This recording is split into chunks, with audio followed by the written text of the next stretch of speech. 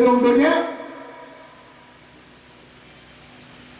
segala kejadian, bahkan Abusyik segala lebih kepercayaan Leurundro selaku kepala daerah Kabupaten Pidie orangnya lon kalau punya persiapan terhadap urun-urun masyarakat Pidie atau terhadap keluarga besar lon yang ada di Kabupaten Pidie.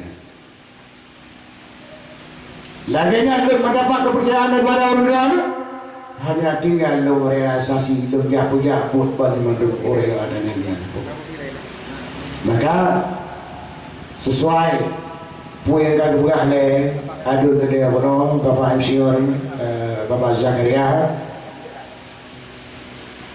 ya buat dia terbalun ke apa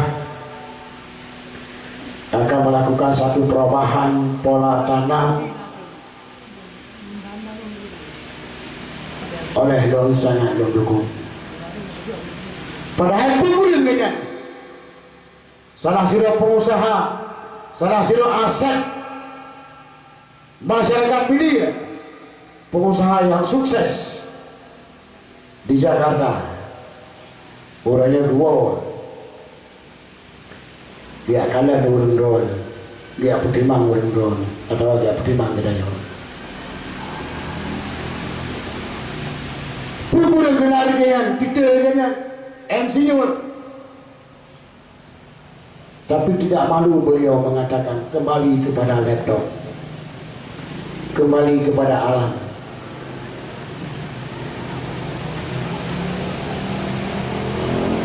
Orangnya masa alam berbicara. Hang kemah dalawan Abusyik, hang kemah dalawan. Begitulah narik beliau pada Tuhan. Maka di sana ketika Siro MCU merubah pola pikir,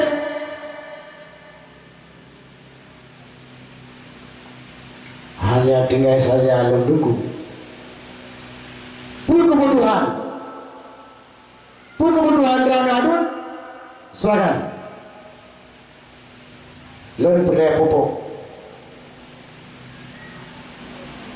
silakan Paduton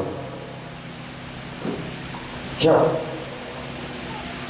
yang akan dipersiapkan untuk masyarakat.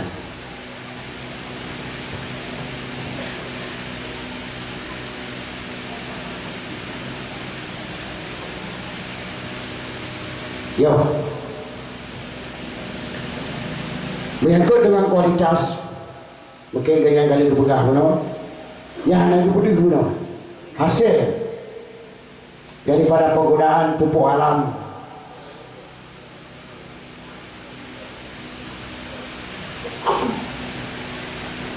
Ya, yang digunakan oleh dengan bawah, pada yang hidup istri, lo berbisik dengan hai. Ketajai yang pula bawang anak aku mesti gila betul. Oh udah pre, kau indah. Jadi kan lelaki apa lain, tapi lo kanan lo lelaki anak hasil untuk sebagai sampel.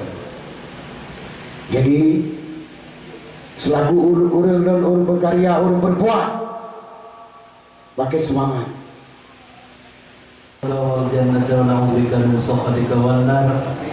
Allahumma stajib lana fashfi mardana warham amwatana.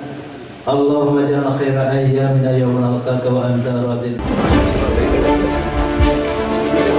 Ya betul. Kalau dia macam tu